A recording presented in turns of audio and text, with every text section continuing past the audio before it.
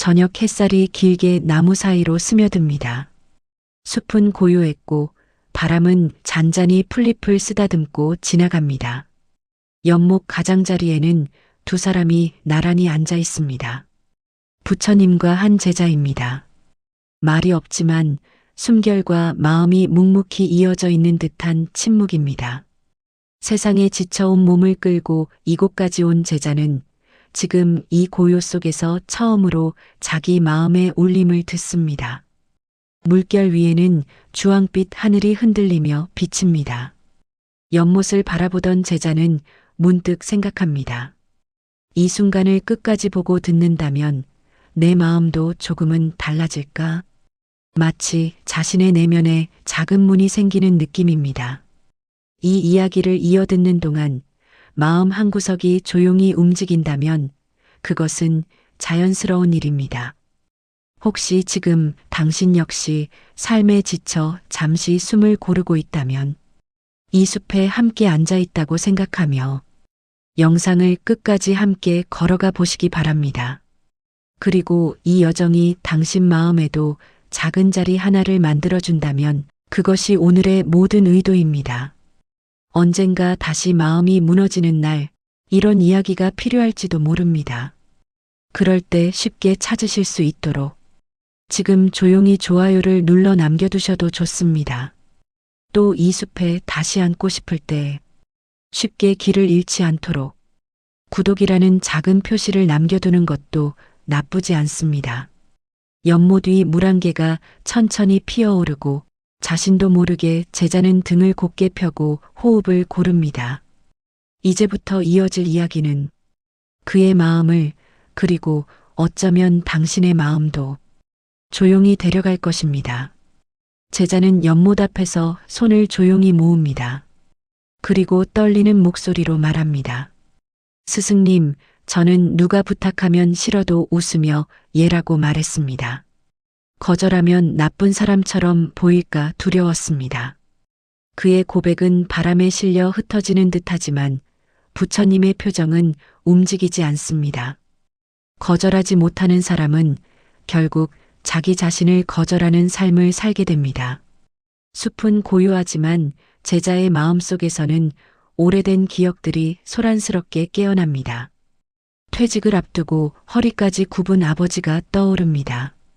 젊을 때에는 동료의 대출 보증을 서주고 형제의 아이 등록금을 대신 내주고 친척 결혼식 준비를 돕느라 밤을 새웠습니다. 누구도 그에게 강제로 부탁한 적은 없습니다. 그저 거절하지 못하는 사람이었기 때문입니다. 그는 마음속으로 늘 말했습니다. 괜찮다. 나는 견딜 수 있다. 하지만 그 말은 남을 위한 것이 아니라 자신을 향한 강요였습니다. 부처님은 제자의 눈을 바라보며 조용히 말을 이었습니다. 물은 그릇을 넘치면 흘러나갑니다. 마음도 그러합니다. 경계를 두지 않는 착함은 결국 스스로를 무너뜨립니다. 부처님은 손가락으로 연못 가장자리를 가리킵니다. 바로 앞에는 물가 옆 흙이 파이고 무너져 있습니다. 물이 쉼없이 밀려오면 흙은 자신을 잃습니다. 내 마음도 그러하니라. 한 남자의 장면이 이어집니다. 가족과 친척 모두가 어려울 때 그에게 전화를 했습니다. 형, 너밖에 없어. 이번만 좀 도와줘. 도움을 주는 동안 그는 늘 뒤에 섰습니다. 하지만 정작 자신이 아플 때 그에게 전화를 건 사람은 단 한 명도 없었습니다. 그의 인생은 누구에게도 거절하지 못한 선택의 결과였습니다. 제자는 숨을 들이마시며 묻습니다. 스승님, 거절은 이기적인 행동 아닙니까? 부처님은 부드럽게 고개를 저으며 답합니다. 거절은 벽이 아닙니다. 마음을 지키는 경계입니다. 내가 먼저 자리를 잃으면 복 또한 머무를 곳을 찾지 못합니다. 숲이 조금 더 어두워지고 연못 위의 물안개가 하얗게 번져갑니다. 부처님의 목소리는 한층 더 낮게 가라앉습니다. 내가 스스로를 버리는 착함은 복이 되지 않습니다. 내 마음에 빈자리를 남겨두어야 합니다. 잠시 침묵이 흐릅니다. 제자는 마치 무엇인가 깨달은 듯 고개를 숙입니다. 그리고 부처님은 조용히 다음을 예고합니다. 이제 두 번째 이유를 말해주겠습니다. 그것은 착한 사람을 더욱 외롭게 만드는 진실입니다. 연못가의 바람이 일순 멎습니다. 제자는 첫 번째 이유를 들으며 마음이 무거워졌지만 더 깊은 상처를 예감하듯 손끝이 떨립니다. 부처님은 물결을 바라보며 다시 말을 이어갑니다. 착한 사람 곁의 인연은 처음에는 고마워하지만 시간이 흘러가면 당연함으로 바뀝니다. 제자는 눈을 크게 뜹니다. 사람이 왜 고마움을 잃습니까? 은혜는 오래 기억해야 하는 것 아닙니까? 부처님은 고개를 천천히 저으며 대답합니다. 인연은 흐르는 물과 같습니다.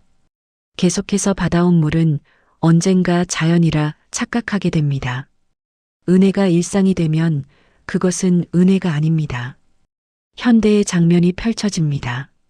한 어머니가 있습니다. 새벽마다 도시락을 싸고 아이 방에 불이 새면 조용히 발끝으로 들어가 이불을 덮어줍니다. 대학을 보내고 결혼을 시키고 손주를 돌봅니다. 처음 몇 해는 자식이 말했습니다. 엄마, 정말 고마워요. 하지만 시간이 지나면 말은 이렇게 바뀝니다. 엄마, 이번엔 왜 김치가 조금이에요? 감사는 욕으로 바뀌고 도움은 의무가 됩니다. 제자는 고개를 숙입니다. 저는 누군가에게 그런 존재였을까요? 고마움이 아닌 당연함이 된 사람. 부처님은 손가락 끝으로 작은 돌을 집어 연못 위로 던집니다. 물결이 퍼졌다 사라지는 장면이 제자의 눈에 잡힙니다. 착한 사람의 희생은 처음엔 큰 울림을 냅니다. 하지만 반복되면 흔적조차 남지 않습니다. 그것이 고마움이 사라지는 이유입니다. 또 다른 이야기. 한 남자는 20년 동안 회사에서 모두를 도왔습니다. 보고서가 늦어지면 대신 밤을 새워줬고 팀원이 아프면 그의 일을 도맡았습니다. 처음엔 모두가 말했습니다. 형님 진짜 감사합니다. 하지만 세월이 흐르고 그는 말년에 회사를 그만두며 마지막 인사를 건넸습니다. 그때 돌아온 답은 단 한마디였습니다. 아, 그랬어요? 다음 사람은 누구죠? 사람들은 고마움을 잃는 것이 아니라 익숙함에 잠식되는 것입니다. 부처님은 다시 제자를 바라봅니다. 고마워하지 않는 사람 곁에 오래 머무르면 내 존재는 그림자처럼 옅어집니다. 그들은 내가 사라졌을 때만 비로소 깨닫습니다. 아, 그 사람이 내 옆에 있었구나. 제자의 숨이 작게 흔들립니다. 스승님, 저는 어떻게 해야 합니까? 저는 고마움을 바라지 않았습니다. 하지만 외로운 순간에야 깨달았습니다. 아무도 제 이름을 기억하지 않는다는 것을. 부처님의 목소리에는 연민이 깃들어 있습니다. 너는 내 마음을 나누었습니다. 하지만 내 마음이 닳아 없어질 때까지 멈추지 않았습니다. 고마움을 바라는 착함이 아니라 자신을 잃어버린 착함이었습니다. 잠시 숲은 고요합니다. 그리고 부처님은 낮게 덧붙입니다. 다음 이야기가 더 깊은 상처를 건드릴 것입니다. 이제 세 번째 이유를 말해주겠습니다. 부처님은 연못 위로 서서히 피어오르는 물안개를 바라봅니다. 제자는 두 손을 무릎 위에 모은 채 숨을 깊게 들이마십니다. 지금까지 들은 이야기만으로도 마음이 무겁지만 부처님의 표정은 여전히 더 깊은 진실이 남아있음을 말하는 듯 했습니다. 스승님, 제 주변엔 늘 아프고 힘들다고 말하는 사람들이 있습니다. 하지만 그들은 바뀌려 하지 않았습니다. 저는 그들을 도우며 뭔가 해준다고 믿었습니다. 그것은 잘못이었습니까? 제자의 질문은 마치 오래 묵힌 체념이 터져나온 듯 가늘고 떨렸습니다. 부처님은 조용히 연못 가장자리의 모래를 손가락으로 그으며 말합니다. 물은 깊은 땅을 적셔야 나무가 자라고 생명이 머뭅니다.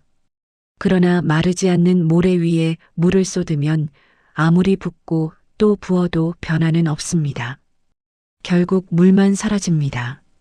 너의 마음도 그러합니다. 현대의 장면이 떠오릅니다. 한 여자는 오래된 친구의 전화 한 통에 또 한숨을 쉽니다. 나 또 힘들어. 남편이 또 회사가 또. 15년 동안 같은 고민을 털어놓았지만 친구는 단 한 번도 바꾸려 하지 않았습니다. 그녀는 늘 들어주고 위로하고 돈을 빌려주고 달려갔습니다. 결혼기념일 저녁에도 아이 생일날조차도 도움은 사랑이 아니라 그녀의 의무가 되어 있었습니다. 하지만 그 친구는 전혀 변하지 않았습니다. 그녀만 허리가 굽고 마음이 닳아버렸습니다. 또 다른 장면. 퇴근 후 매일 술에 취해 하소연만 하는 직장 동료. 야, 나 진짜 힘들다. 회사 관둬야겠다. 하지만 그는 다음날 더 큰 하소연을 들려줄 뿐 퇴사도 상담도 변화도 없습니다. 그 앞에서는 늘 한 사람이 대신 일을 처리하고 그의 책임까지 떠안았습니다. 결국 손해를 본 것은 바꾸려 하지 않는 사람이 아니라 도우려 한 사람입니다. 제자는 입술을 깨물며 중얼거립니다. 저도 그런 사람을 붙잡았습니다. 제가 아니면 안 될 것 같았습니다. 외면하면 나쁜 사람일까 두려웠습니다. 부처님은 고개를 천천히 저으며 다시 답합니다. 내가 그들을 바꾸려 하는 순간 너의 삶이 늪이 됩니다. 늪은 물을 가두지 않습니다. 물을 삼켜버립니다. 도와줘도 변하지 않는 사람 곁에 머무르면 결국 너의 시간과 마음이 삼켜집니다. 숲이 점점 어두워지는 듯합니다. 하지만 제자는 뜻밖의 질문을 던집니다. 그럼 저는 그들을 버려야 합니까? 냉정하게 등을 돌려야 합니까? 부처님은 잠시 눈을 감았다가 천천히 뜹니다. 단호하지만 따뜻한 목소리로 말합니다. 너는 사람을 버릴 필요가 없습니다. 다만 너의 자리를 지켜야 합니다. 도움은 건네는 것이지 인생을 대신 살아주는 것이 아닙니다. 부처님은 조용히 두 손을 펼쳐 보입니다. 사람은 스스로 서야 바뀝니다. 바꾸려 하지 않는 사람에게 내 마음을 쏟으면 너의 인생은 너의 것이 아니게 됩니다. 그것이 착한 사람의 첫 번째 상처이고 세 번째 외로움의 시작입니다. 바람이 나뭇잎 사이를 스치며 제자의 머리칼을 흔듭니다. 제자는 깊은 숨을 뱉습니다. 자신이 누군가를 구해왔다고 믿었던 순간들이 사실은 자신이 잠겨가던 과정이었음을 깨닫습니다. 짧은 침묵 끝 부처님은 시선을 먼 산으로 보내며 말합니다. 다음 이유는 너의 마음을 가장 아프게 할 수도 있습니다. 이제 네 번째 이유를 이야기하겠습니다. 바람이 조금 더 차갑게 불어옵니다. 제자는 어쩐지 등골이 싸늘해지는 기분을 느낍니다. 지금까지 들은 세 가지 이유는 남과의 관계에 대한 이야기였습니다. 하지만 이번에는 자신을 향한 물음일 것이라는 예감이 들었습니다. 스승님, 저는 평생 저보다 남을 먼저 생각했습니다. 그게 착함이라고 믿었습니다.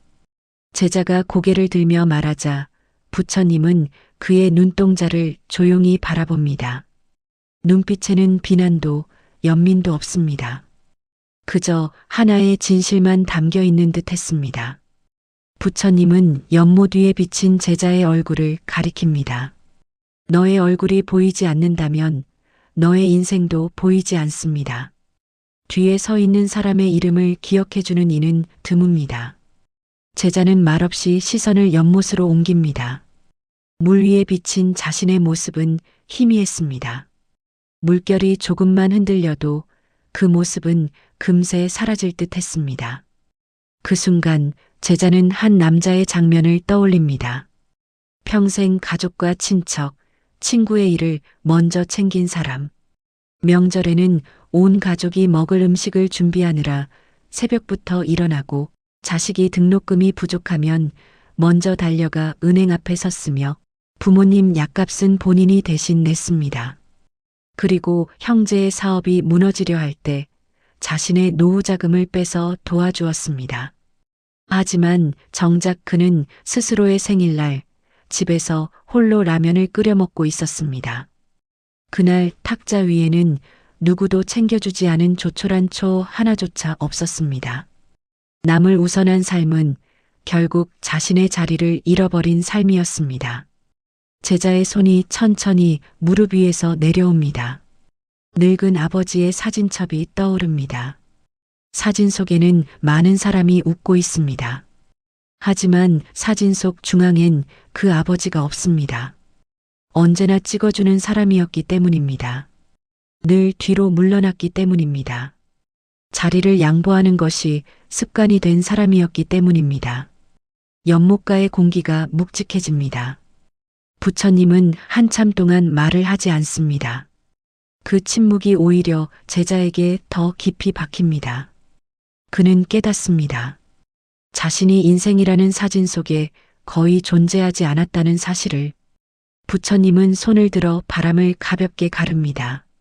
마음의 자리를 남에게 모두 내어주면 마지막에 내가 앉을 자리는 없습니다. 짧은 문장. 그러나 제자의 가슴은 오래된 문이 마침내 열리는 듯 아팠습니다. 숲속의 하늘은 붉게 물들고 그림자는 길게 늘어집니다.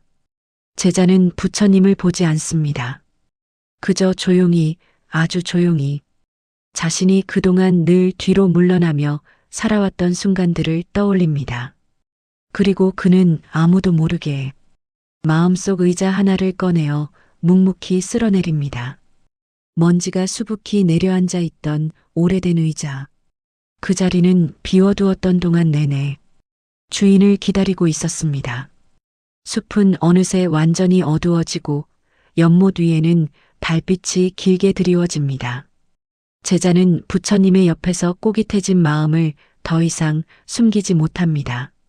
스승님, 착하게 살면 복을 받는다고 배웠습니다. 그런데 왜 그들은 말년에 가장 외롭습니까? 부처님은 달빛을 바라보며 조용히 호흡을 가다듬습니다. 복은 머물 자리를 찾습니다. 그러나 착한 이는 스스로 그 자리를 내어줍니다. 남의 슬픔을 대신 들어주고 남의 짐을 대신 지다 보면 정작 자신의 복이 앉을 자리는 자꾸 밀려납니다. 현대의 삶 속 이야기 하나가 조용히 겹칩니다. 퇴직한 어느 아버지가 있습니다. 그는 평생 가족을 위해 살았습니다. 자식이 해외에서 직장을 잡으면 전세금을 빼 비행기 값을 보탰고 결혼할 때는 노후 자금을 털어 예단과 예물을 챙겼습니다. 아버지 덕분이에요. 라는 말은 잠시뿐이었고 이후 사람들은 각자의 시간으로 흘러갔습니다.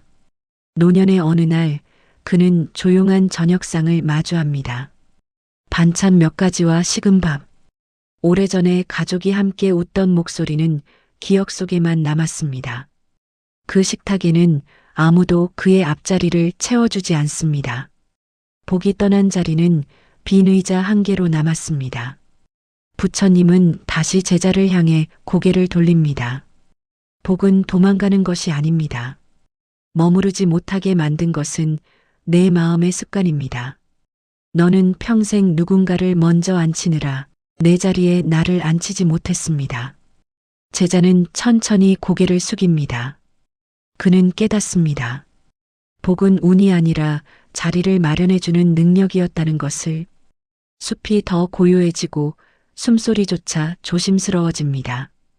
부처님은 말을 멈추고 두 사람은 오래 침묵합니다. 바람이 연못 표면을 스치며 작은 물결을 남깁니다. 그때 제자는 아주 조용히 손바닥을 펼칩니다. 비어있는 자리처럼 텅 빈 손바닥입니다. 아무것도 쥐지 못했던 시간, 누군가를 위해 다 내어주기만 했던 마음. 그 위로 달빛이 내려 희미하게 은색으로 번져 앉습니다. 말년의 외로움이란 결국 누가 나를 버린 것이 아니라 내가 나를 마지막 순서로 밀었던 시간의 결과라는 것을 그는 비로소 이해합니다. 부처님은 더 이상 아무 말도 하지 않습니다. 대신 숲 전체가 대답처럼 고요해집니다. 그리고 그 고요 속에서 제자는 처음으로 자기 마음 안에 빈자리가 있다는 사실을 느낍니다.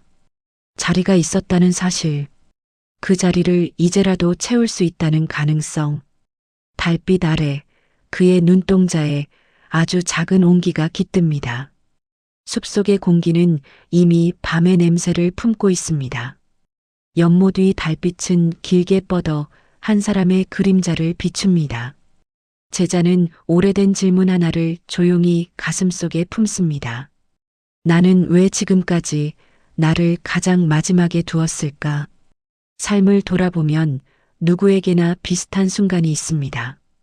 누군가 힘들다 하면 먼저 달려가고, 자식이 필요하다 하면 내 것을 잘라내주고, 친구가 울먹이면 대신 눈물을 삼켰던 시간들. 그런 날들이 쌓이고 쌓여 정작 내 마음은 어디에 남아있는지 잊고 살아왔습니다. 착한 사람의 외로움은 사람이 떠나서 생긴 것이 아닙니다. 오래도록 스스로를 비워두어 마침내 앉을 자리가 없어져 버린 데서 비롯됩니다. 제자는 잠시 눈을 감습니다. 세상의 수많은 소음 속에서 들리지 않았던 작은 목소리가 안쪽 깊은 곳에서 아주 천천히 떠오릅니다. 이제는 나에게도 자리를 내어줄 때입니다. 그는 두 손을 무릎 위에 편안히 올립니다. 급하지도 조급하지도 않은 호흡. 오랜만에 나라는 존재가 이 몸 안에 머물러 있다는 사실을 인정합니다. 숲은 여전히 고요합니다. 그러나 그 고요가 더 이상 외로움으로 느껴지지 않습니다. 비로소 빈자리가 가능성이 되는 순간이 찾아왔기 때문입니다. 당신은 지금 어떤 관계에 지쳐 있습니까? 누구를 위해 마음을 소모하고 있습니까? 그리고 지금 이 순간 당신 자신의 자리는 어디에 있습니까? 이 질문의 답은 거창한 결심도 눈물 섞인 다짐도 필요 없습니다. 그저 아주 작은 행동 하나면 충분합니다. 당신 마음 안의 의자 하나를 오늘 밤 묵묵히 당신을 위해 빼어두는 일, 그런 일은 조용히 아무에게도 들키지 않은 채 달빛 아래서도 할 수 있습니다.